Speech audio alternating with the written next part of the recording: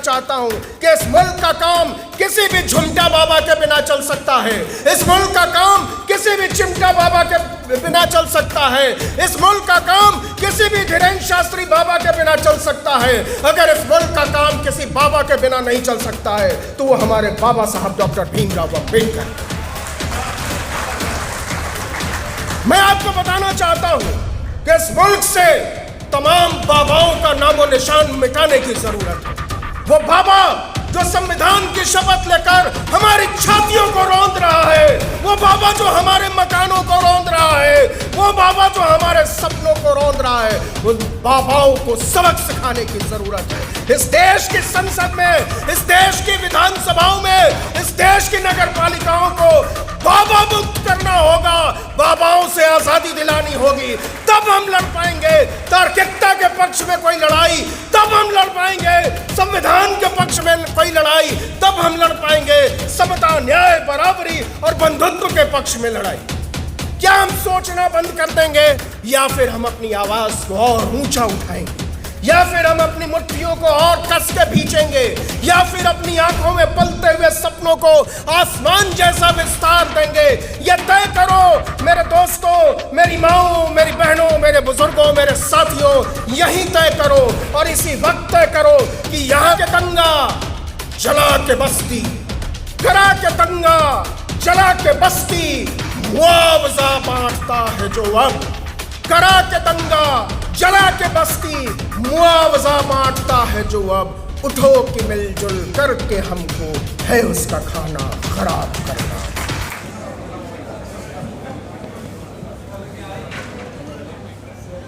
नमस्कार, आदाब, सत श्री अकाल, जय भीम, जोहार। आप लोग बहुत देर से बैठे हुए हैं और हम आखिरी वक्ताओं में हैं, मेरे बाद 4 और हैं, तो मैं कुल 5 मिनट का समय लेना चाहूँगा। सबसे पहले तो मैं आप लोग से अनुरोध करता हूं कि फ्रंट साइड से कोई नहीं जाए, बैक साइड से इधर उधर हो। अपने लोग भी ऐसा कर रहे हैं।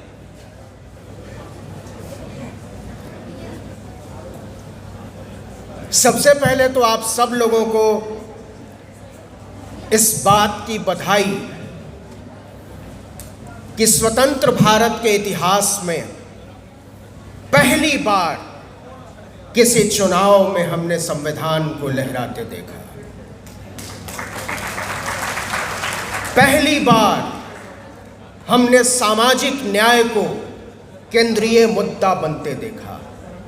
पहली बार हमने देखा कि कोई चुनाव आदमी और आदमी की बराबरी के नाम पर लड़ा जा रहा है।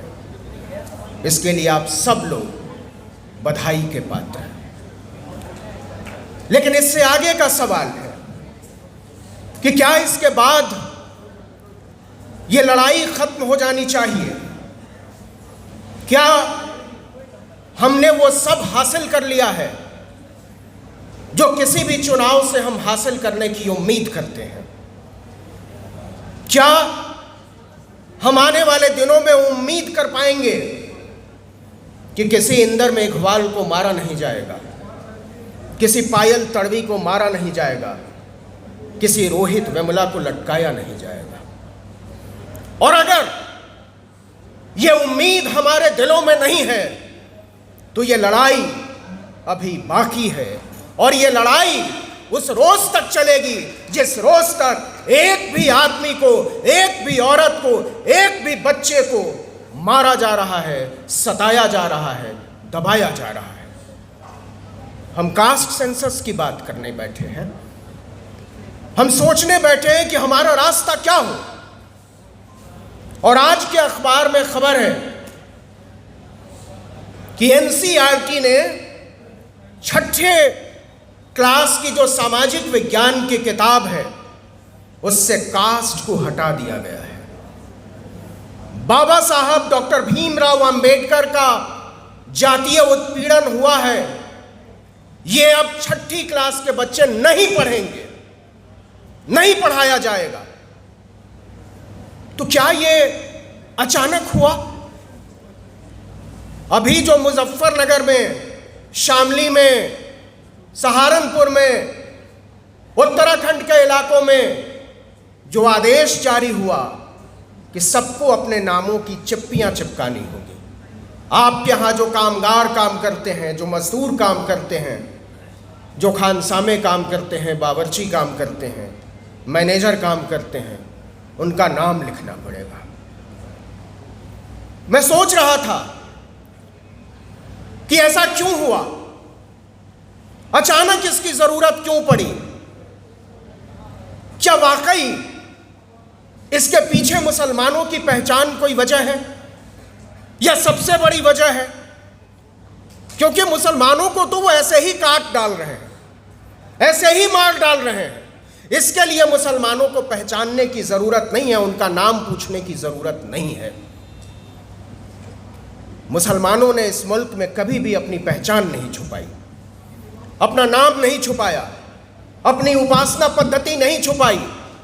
तो फिर वो किसकी पहचान करना चाहते हैं, किसका नाम जानना चाहते हैं, किसका गोत्र जानना चाहते हैं। और मैं आपको चेतावनी देना चाहता हूं कि अगर आप सोच रहे हो कि मुसलमानों की पहचान के नाम पर जो लोग पीछे छुपे हुए हैं वो बचे रह जाएंगे, तो गलत सोच रहे हो।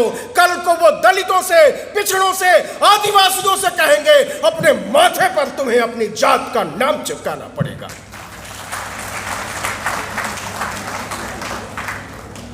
ये पहचान क्यों पूछी जा रही है, क्यों पूछा जा रहा है कि आपको अपना कौम बताना पड़ेगा, अपना नाम बताना पड़ेगा, अपना ईमान बताना पड़ेगा। यह इसलिए हुआ है कि इस चुनाव में संविधान सबसे बड़ा मुद्दा बना।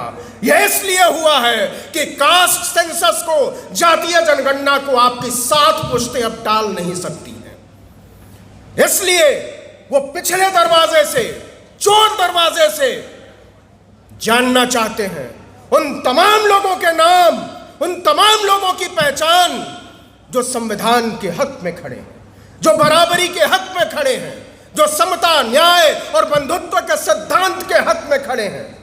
और इसलिए मैं आपको बताना चाहता हूं कि लड़ाई को थोड़ा और बड़ा किया जाए, अपने दिलों को थोड़ा और बड़ा किया जाए। और इसलिए बड़ा किया जाए कि परिवार जितना बड़ा होता है उतना मजबूत होता है, उतना ताकतवर होता है, उसकी हैसियत उतनी बड़ी होती है। तो छोटे छोटे खित्तों में बंट के हम कोई भी बड़ी लड़ाई को किसी लॉजिकल कंक्लूजन तक, किसी तार्किक अंजाम तक नहीं पहुंचा पाएंगे। अगर हम सोचते हैं कि बाबा साहब को हम रख लेते हैं, सरदार पटेल को आप रख लो, संतराम बीए प्रजापति को वो रख लें, तो ये लड़ाई किसी मुकम्मल अंजाम तक पहुंचने वाली नहीं है मेरे दोस्त। इसलिए जरूरी है कि जरा अपनी खिड़कियां खोलें, अपने दरवाजे खोलें और उन सबसे ज्यादा अपनी नजर, अपना नजरिया, अपना दिल खोलें। जरा सोच कर देखिए कि जिनको इस्लाम के नाम पर, मुसलमान के नाम पर जिनका शिकार किया जा रहा है, वो कौन लोग हैं? वो हमारी और आपकी तरह के लोग हैं, हमारे और आपके बीच से आए हुए लोग हैं। कोई दर्जी का काम करता है, कोई मोची का काम करता है, कोई खेतों में पानी पटाने का काम करता है, कोई चूहा मारकर खाता है। उनको अपने साथ जोड़ने की जरूरत है। और मैं जो खतरा महसूस कर रहा हूं, यह बात सच है कि यह चुनाव संविधान की तरफ मुड़ा। यह बात सच है कि यह चुनाव समता, न्याय, बराबरी, बंधुत्व की तरफ मुड़ा। लेकिन इस चुनाव में जो मैं खतरा देख पा रहा हूं, उस खतरे से आपको वाकिफ कराना चाहता हूं। जिस तरीके से, क्योंकि हम रिप्रेजेंटेशन की बात करने के लिए बैठे हैं, हम प्रतिनिधित्व की बात करने के लिए बैठे हैं, तो आप गौर कीजिए जिस तरीके से उत्तर प्रदेश से, जिस तरीके से बिहार से, यहां तक कि पश्चिम बंगाल से, तमिलनाडु से मुसलमानों के प्रतिनिधित्व को मिटाने की कोशिश की गई है, ये बहुत खतरनाक संकेत है। अगर आपको किसी दंगाई का मुकाबला करने के लिए, अगर आपको हमको किसी फसादी का मुकाबला करने के लिए, अगर हमको आपको किसी संविधान विरोधी का मुकाबला करने के लिए संविधान का ही विरोध करना पड़ जाए, फसाद के पक्ष में खड़ा हो जाना पड़े, दंगाइयों के पक्ष में खड़ा हो जाना पड़े, तो फिर हम में और आप में कोई फर्क बचेगा नहीं। इसलिए जरूरी है कि हम उन मुद्दों की पहचान करें जिन मुद्दों के दम पर हम और आप एक हो सकते हैं। हम उन लोगों की पहचान करें जिनके साथ ये लड़ाई बड़ी हो सकती है। इस संसद में और लोगों की जरूरत है, और वो लोग कौन होंगे ये हम और आप मिलकर तय करें कि विधानसभाओं में बैठने वाले लोग कौन होंगे। आज मैं जोर देकर कहना चाहता हूं कि इस मुल्क का काम किसी भी झुमटा बाबा के बिना चल सकता है। इस मुल्क का काम किसी भी चिमटा बाबा के बिना चल सकता है।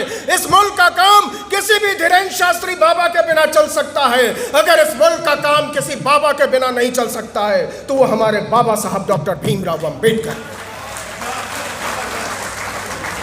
मैं आपको बताना चाहता हूं कि इस मुल्क से तमाम बाबाओं का नामो निशान मिटाने की जरूरत है।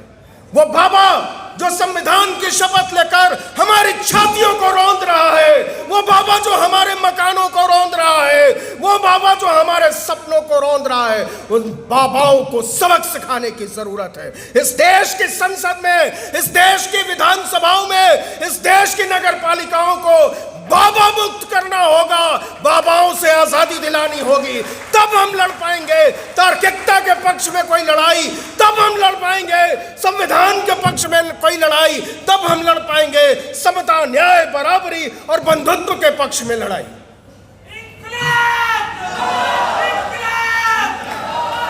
लड़ाइयां ऐसे नहीं लड़ी जाती।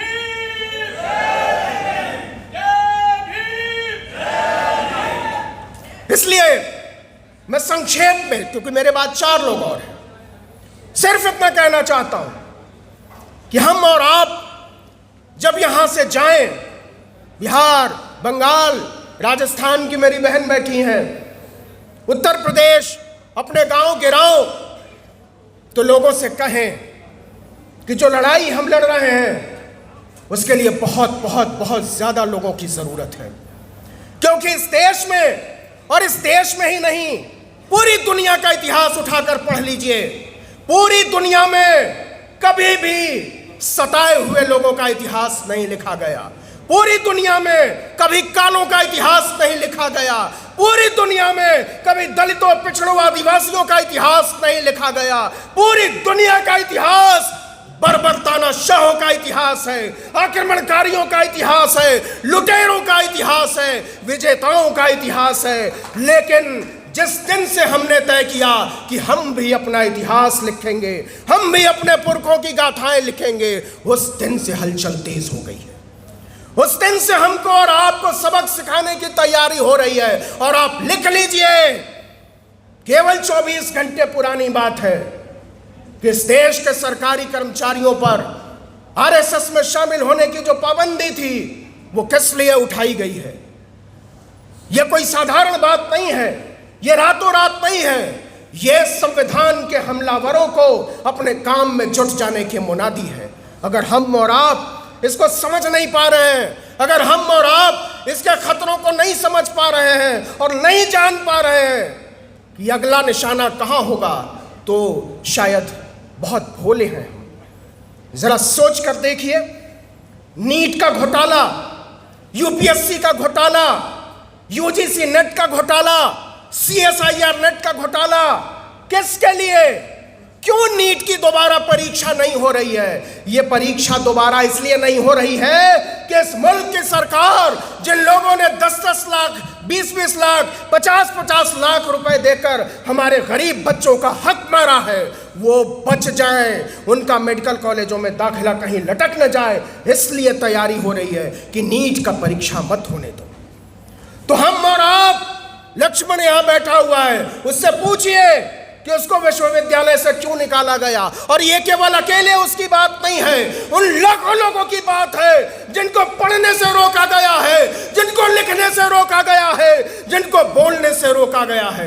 जिस दिन भी आप लिखने की बात करोगे, जिस दिन भी आप पढ़ने की बात करोगे, जिस दिन भी आप बोलने की बात करोगे, उस दिन आपके ऊपर लाठियां चलेंगी, उस दिन आपके ऊपर पत्थर चलेंगे, उस दिन आपको गालियां सुननी होंगी। तो क्या हम लड़ाई लड़ने से इनकार कर देंगे? क्या हम पीछे हट जाएंगे? क्या हम सोचना बंद कर देंगे? या फिर हम अपनी आवाज को और ऊंचा उठाएंगे? या फिर हम अपनी मुट्ठियों को और कस के भींचेंगे? या फिर अपनी आंखों में पलते हुए सपनों को आसमान जैसा विस्तार देंगे? ये तय करो मेरे दोस्तों, मेरी माओ, मेरी बहनों, मेरे बुजुर्गों, मेरे साथियों, यही तय करो और इसी वक्त तय करो कि यहां से जब उठकर जाओगे तो तुम्हारे लिए लड़ाई के हजारों मोर्चे खुलते हैं कि नहीं। यही तय करो कि जब अपने दोस्तों से मिलोगे, जब अपने साथियों से मिलोगे, जब अपने रिश्तेदारों से मिलोगे तो बताओ कि नहीं कि हमने जो 2 रुपए, 4 रुपए, 10 रुपए, 20 रुपए देकर इस देश के नामी विश्वविद्यालयों में पढ़ाई कर ली, उन विश्वविद्यालयों पर ताला लटकाने की तैयारी क्यों है? क्यों बदनाम किया जा रहा है जेएनयू को? क्यों बंद किया जा रहा है जामिया यूनिवर्सिटी को? क्यों अलीगढ़ मुस्लिम यूनिवर्सिटी को बदनाम किया जा रहा है? इसलिए कि इन विश्वविद्यालयों में पढ़ने वाले गरीब, इन विश्वविद्यालयों में पढ़ने वाले दलित, पिछड़े, पसमानदा आपसे बराबरी के कुर्सी पर बैठकर बराबरी का हक न मांगने लगे। इसलिए इस देश के तमाम शानदार विश्वविद्यालयों पर ताला लगाने की जिम्मेदारी है। एक लड़ाई जो मुकम्मल तौर पर लड़ी जानी चाहिए, वो सिर्फ मुकम्मल तौर पर लड़ी जा सकती है। ये लड़ाई हमारी लड़ाई नहीं है अकेले की। ये लड़ाई आप जो बैठे हुए हैं, केवल आपकी भी लड़ाई नहीं है। ये लड़ाई जो इस हॉल के चारों तरफ खड़े लोग हैं, उनकी भी लड़ाई नहीं है। ये लड़ाई हमारी आने वाली नस्लों की लड़ाई है। ये लड़ाई हमको जीतनी पड़ेगी, अपने आप को मिटाकर भी जीतनी पड़ेगी। हमारे पास विकल्प नहीं है, हमारे पास कोई दूसरा रास्ता नहीं है कि हम लड़ें। और इसलिए मैं आपको ताकत देने आया हूं और आपसे ताकत लेने आया हूं कि इस लड़ाई के तसव्वुर तय किए जाए, इन हौसलों की उड़ान तय की जाए, अपने सपनों का आसमान तय किया जाए और हम मिलजुल कर उन दंगाइयों को पहचाने जो असल में नाम तो दूसरे लोगों का लेते हैं, लेकिन उनके निशाने पर एक बड़ा तबका है। इस देश में दलितों को, पिछड़ों को, आदिवासियों को, पसमानदा को किनारे करके जो राजनीति रचने की कोशिश की जा रही है, उस राजनीति को उखाड़ फेंकने की जिम्मेदारी आप में से हर एक के कंधे पर है। और इसलिए आखिर में मैं केवल इतना कहना चाहता हूं कि करा के दंगा, जला के बस्ती, करा के दंगा, जला के बस्ती, मुआवजा बांटता है जो अब। करा के दंगा, जला के बस्ती, मुआवजा बांटता है जो अब। उठो कि मिलजुल करके हमको है उसका खाना खराब करना। जय भीम, इनकलाब जिंदाबाद, जय संविधान, जय लोकतंत्र। बहुत बहुत